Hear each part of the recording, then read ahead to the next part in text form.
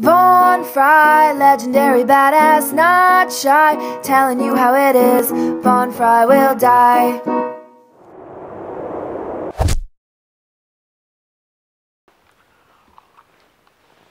I just got back from seeing G.I. Joe Retaliation and Glorious 2D. Not paying for that 3D bullshit ticket. 50% markup, not having that. Alright, now I should have known that shit was going to get crazy in this when as soon as it started, we see the G.I. Joes led by Captain Duke going into this North Korean base, and there's this voice over the radio, "Joes, you gotta extract the defector and get out of there ASAP." And it's like, well, I would sure hope they know the mission because they're on it. That's when I knew things. That's the first warning flag, alright? They go in, they kick some ass. There's Roadblock, played by Dwayne "The Rock" Johnson. Flint, guy I don't recognize. And Lady J, Adriana Palicki. I think I'm saying either of those names correct. Don't give a shit because I am tired of looking at her giant man-sized frame and implants. So are we expected to believe that she got those on government healthcare? Probably so. So, yeah, I guess it's a training mission. We get a little bit of a brief about how the Joes attack teams led by now Duke. This is 6 years after the first movie, I believe. And Roadblock is second in charge. I'm thinking, okay, what's The Rock doing taking orders from anybody? That's a little uncharacteristic of him. We then proceed to this situation where the president seems to be doing a fine job, but if you've seen the last movie, you know this guy, this terrorist, Zartan, is impersonating the president. And that's Arnold Vosloo. So with The Rock here, it's sort of a Mummy 2 get-together piece. Though I don't think they share any screen time. And Arnold Vosloo, he may not actually even be in the movie. Because they could have very well just done his face with computer from the last film, the way he appears here. So there's this thing going on. They've got a completely off-camera situation of Iran leader, nuke, rogue situation, send the G.I. Joes.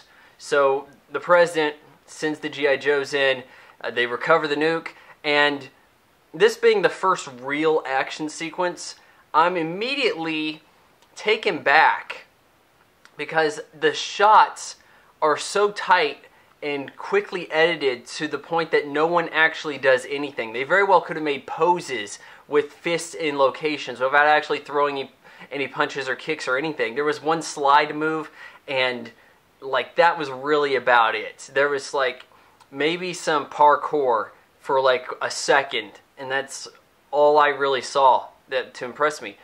And yeah, of course that doesn't impress me because the last movie, as shell-shockingly bizarre as it was, I thought it got action pretty damn good, considering the task of taking these characters who, in a cartoon, I'm seeing shoot people with lasers and no one ever die, and outlandish vehicles. Put that in a movie, and it actually worked out, and the ninja fighting in that movie was better than Ninja Assassin. So it like actually had the best ninja fighting of that year. Well, this goes down, and it's like over in a flash. Everybody's talking about what they're going to be doing, hanging out. And even earlier, we had this prior scene where Duke and Roadblock are hanging out. And I swear, no one ever calls Dwayne Johnson anything. So if you didn't know his name was Roadblock, like you didn't pick it up at the very beginning of the movie, you're not going to know. Because people just talk to him and like, it's kind of like when you're hanging out with your friend's parents and you don't know if you should go with the first name or the last name because like you've known them since you were 6. So it's like awkward. It's like, Diane? No? It's things like that. So no one ever talks to him by name. Well, they were actually hanging out playing like Call of Duty, and I thought that was kind of cool. But, you know, things are going good when we have Channing Tatum. He's the guy we recognize from the last movie on the Heroes team, right? wrong. The president then orders all the G.I. Joes to get killed, and then there's a storm of explosions, which I think are coming from attack helicopters, which don't actually look like Apaches in this movie. Or the Apaches grounded. So everything's getting blown up. Duke runs in to save Flint, and then there's like a total WTF moment. It's like this Hummer blows up and flips over, and I'm like, okay, why does everybody care about that? Why is that in slow motion? Evidently, Duke was in it. So Duke checks out of the movie. Duke is dead, and from here up, The Rock has seized control of the G.I. Joe movie. And I'm just like, wow, you deflated this movie greatly. And I was actually looking forward to this for some time, because I felt that the last movie set up what could be a good sequel. And I was wrong. So we're left with The Rock, Man, Woman, and Flint, who I don't know, to save the world. They're walking through the desert. Next thing I know, they're in Washington, D.C., because you can teleport to and from the continents. We know this because we've seen The Dark Knight Rises. So, yeah, that's no problem for him. President, actually, fake president, he goes down to this bunker and has a chat with real president, who he kept alive for God knows why. I think this is supposed to be 6 years after the events of the first movie. Raising the questions, why is he just now asking for the location of Cobra Commander and Destro, like where they're hanging out? Because they were taken to a prison, and I don't think it ended up anything like the prison that we saw in this movie. And it's like, you forgot to ask for 6 years, or what exactly? It's you seem to have even embarked on your own term, where you've ran your own campaign as Jonathan Pierce, selling infinities to all of America. Wink at 90s commercials, those of you who remember. And then, what do you know? Snake Eyes, he's taken into this prison because they're after all the G.I. Joes. They said that Snake Eyes killed the president of Iran or something, which, like, don't you get a medal for that? So he's getting taken hostage. They put him in, and I'm like, you got this guy walking around, you leaving his armor and mask on, which is kind of a Judge Dredd kind of thing to do. And I like Snake Eyes. I like Ray Park. He doesn't, I'm assuming he doesn't demand a high salary, and he can do stuff. I know this. Not in this movie. They take stuff off of him. And it's Storm Shadow. They're like, Storm Shadow, you weren't my first draft pick on my fantasy enemy team, but whatever. So, the guy from Justified on FX goes and locks him up, and he's able to, like, slow his heart rate, and he escapes with the help of Ray Stevenson, I believe. Like the most recent Punisher. He's got these fireflies that go and land on shit, blow stuff up. So he breaks him and Cobra Commander out of this prison. Cobra Commander, no longer played by Joseph Gordon-Levitt, who I thought did a pretty good job in the first movie. Though if you think about it, like, he needs to have a mask on, so, like, why bother getting him? I'm sure his stock has risen, and you apparently don't want to pay Channing Tatum for a full movie. They say, Destro, you're off the team. So the point of Destro existing anymore is just non and void. I mean, they could have very well not even mentioned it. I think that they're trying to do some kind of favor to people who stomached the first movie, which I thought was going to be terrible, and actually surprised me, and was watchable to some degree. This one, the plot makes more sense. The CGI is very much improved. The action takes a step back. The acting, I guess, does okay. At least I don't have a Wayans brother in here. So Snake Eyes, the real one, he oversees this. He goes to Tokyo because that's easy for a guy who has a helmet on at all times. He's training with this Jinx gal who blinds herself with a bandana and converts around like a ninja, looking pretty damn hot. While a black dude who is like the ninja master, played by RZA, is talking. This guy, he thinks he's from feudal Japan or some shit. Like, he looks so out of place here. It's unbelievable. Just go with it. They hatch some plan to get and capture Storm Shadow, who was burned in the explosion caused leaving that facility, which I believe was in Germany for no apparent reason. They want to capture him alive because they believe he is their best source at figuring out what the situation is that exterminated the G.I. Joes. This takes them forever. They get together a G.I. Joe buggy. They head up the Himalayas, I guess. And it takes them like 3 days to do this. We see them en route. And how do you plan something with a guy who doesn't talk? So it's up to Jinx, who... She's played by this French actress whose name I'm probably going to completely mispronounce. It's like Elodie Young. She was last seen in that Abomination, the unscrupulous David Fincher version of The Girl with the Dragon Tattoo, a movie that did not need to be made. But she's looking okay here, and she speaks all of 3 times. I'm just going to cut to their situation because it's cutting in between this other shit with The Rock. So imagine it didn't take 3 days for them to capture Storm Shadow. He's healed up with the weirdest shit. There's like some monk woman person healing his back that caught fire with like oozes and like, you know, crushed herbs or whatever, like all this stuff. Then they bring in the laser machine, and I'm like, well, why didn't you just go to a clinic? So that happens.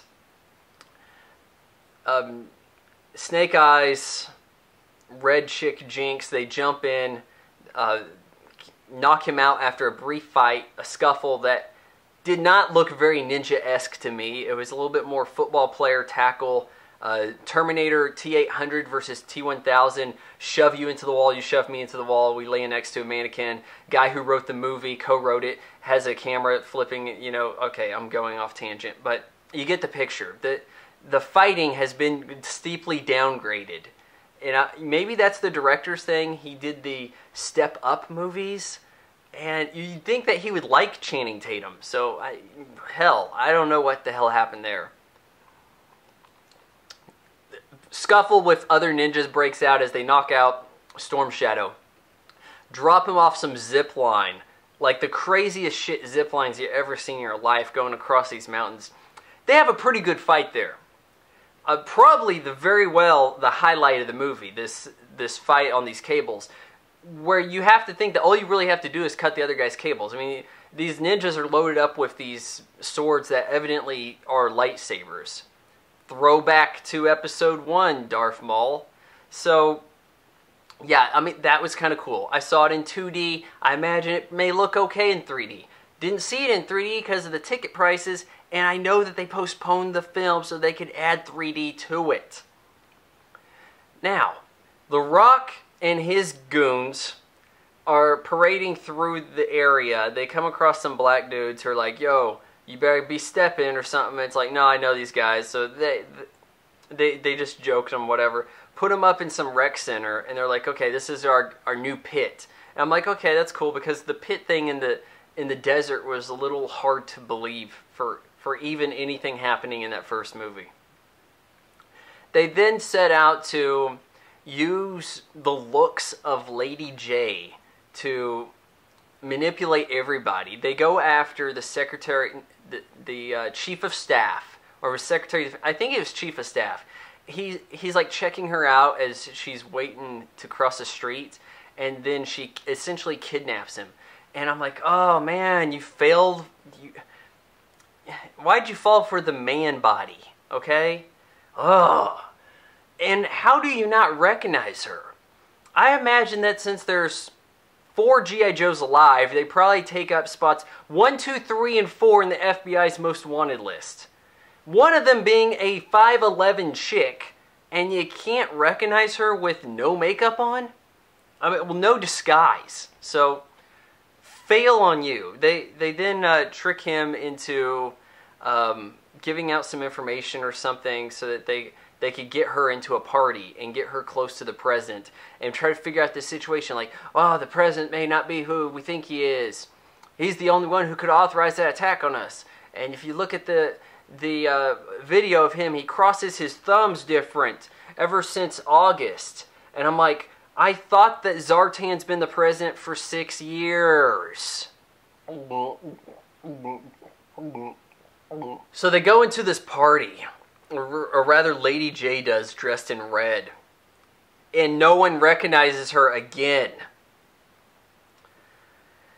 She dances with the president, gets a hair off of his jacket. I never saw that transaction take place. Just buy it. She sticks it in some kind of advanced technology lipstick that I guess she had on her person in combat. If she's a designated marksman, makes sense to me. So they analyze that. It's like, oh, it's Zartan's hair, not the president. And I'm glad you have a sample of Zartan's hair. So they're like, okay, well, what do? We got to turn to somebody. There is one man. But yet, when you give that phrase in a movie, aha, there's one guy we can trust. It needs to be somebody from the freaking other movie. So, in this case, it would have been prudent for that to be Dennis Quaid. He was in the last movie. He was like the Colonel and shit. Colonel Hawk, right? No, they go to a general. They go to General Bruce Willis, played by Bruce Willis, who... he might have spent all of a day or two on this movie. Like, he's there. He's like, okay, I'll help you guys out. I'm going to have to bring some friends. And then the next thing we know, he's gone. We're doing some other shit. Other stuff's going down. There's fights. He comes back, you know, it's like, okay, check out all these guns I've got in my cupboard. You know, look at that fruit over there. You lift that fruit up, there's grenades. The guns... yeah, once they start revealing the locations of guns in his house, I'm like not shocked at all. Like, it should have been so much funnier. Like, you bang on the wall and then like some boards flip up and there's a bazooka. But no, it's like, oh, you open the cupboard and then you spin the Lazy Susan and ta-da, there's an M60 or some shit. Then they also say, oh, look, open the garage. Yeah, that's big enough for you, Rock.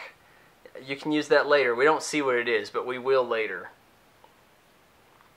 The president, Zartan, has organized this summit where it's in like Fort Sumter, which I'm not real familiar with, but it sure as hell looks a lot like the location of that shootout scene, that base in Mission Impossible 2.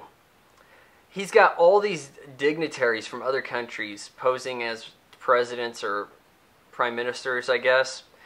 And they're like, yeah, so we're here for this peace thing, this peace summit about nukes. And he's like, oh, well, here's what we're going to do. We're going to nuke you guys unless you guys agree to give up all your weapons. That's an act of war. And it's like, what? You're crazy. This summit's over. He's like, fire nukes. So, bam. U.S. nukes en route to everywhere. And there were actually some decent jokes here snapped by Cobra. You know, they had this thing, it's like, oh, you got all your fingers? And it's like, yep, sure do. And then there's also this bit where it's like, yeah, we got enough nukes to nuke all your countries 4 times over. 15 for you, North Korea. And the guy's like, ah. And applaud them for trying some humor, because that seems to be absent in movies in the last 5. So, hats off to you, G.I. Joe Retaliation, for trying some comedic relief. Then we have this situation where all the nukes are going. Everybody else is like, okay, well, we're sending our nukes at you guys. Launch nukes. I like the fact that not all their nuke launching equipment look the same. It's not like they got it all from Dell. So that was nice. But the way how the big board in this war room, which I think was actually basically a museum, the way it was tracking shit was a little unbelievable. Well, the president's got another card up his sleeve. He's like, okay, you guys, you want to disable your nukes? I'm going to disable mine. Boom. Okay, fine, we'll disable ours. Everybody disables theirs. North Korea's last to do this. And that's a bit of comedy for you. Well, with all the nukes gone, the president says, Well, we've got these satellites, 7 of them, and they have these nuke-like things that fire depleted uranium shells, whatnot, that drop from space, and it's like a nuke but without the fallout. And we're holding you all hostage, basically. Drops the button down on London. London's, like, fully exploded here. Then the president of France has an issue with this. What? The French president should be like, ha ha ha, good move. That would have been well received in the crowd. The G.I. Joes intervene. Storm Shadow, he's on their side now because he had this revelation about how he didn't kill the Hard Master. Is that the right term? For this allegation from the first movie and like why Snake Eyes hates him. And it's like, no, I was set up by Zartan. I'll fight with you guys essentially this time. So Storm Shadow being on the inside, he's able to stop some of this and also, I guess, invite Snake Eyes and open the door for some other Joes to fight. And so shit's breaking out, and I don't get a good look at it in 2D. So if you're watching this in 3D, I imagine you just are like, the hell's happened? Now, with all this going down, we also have Bruce Willis driving through in like an El Camino SS, I believe, with a gun, shooting stuff up, as Brenda, as he calls her, Lady J, escorts him by driving. The Rock has a tank with a doom buggy exoskeleton around it that can blow up all these other advanced Cobra tanks. And oddly enough, like as all of this is going down, like Cobra's flag is being flown at the White House, like Cobra has taken over the country. And, you know, he introduces Cobra Commander, who doesn't have a lot of lines, but at least he's got his solid silver finish look. I mean, like the costumes in this movie, props department and wardrobe. The armor on the Rock looked really badass. I'd like to see our guys in the red, white, and blue wear this stuff. It looks so much better than the last movie. Cobra Commander looked great. All the ninjas looked badass. Like, really? Costume Oscar, okay? But, because I have a brain, I'm like, surely these Cobra tanks have infrared, that they could sense the shit that our tanks can sense, and it would have spotted the Rock. But no, he's running around, and we get a bunch of cockpit views of shit blowing up, and I'm like, what's he shooting at? And then finally we get a faraway shot to realize that it's at other tanks. Shit's going down all over the place. Cobra Commander escapes. The president is in a fight with Storm Shadow. Storm Shadow kills him with the Snake Eyes sword for symbolism. And then his face melts off. And then the G.I. Joes are held as heroes and stuff. They have a little bit of a parade kind of thing. Actually, The Rock goes home to his daughters in a very cheesy 2-second scene of very little value. They all get the Congressional Medal of Honor, I imagine, and Bruce Willis talks about how him and the Rock need to team up for the next go-around so that they can find Cobra Commander. Sorry, we have a home phone because we hate ourselves. So they're talking about how they should get together for the next go-around to fight Cobra Commander, and then we have the credits.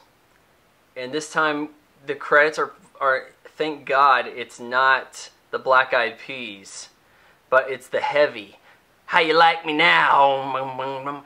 Does this song follow the Rock around? Because I remember this in Faster.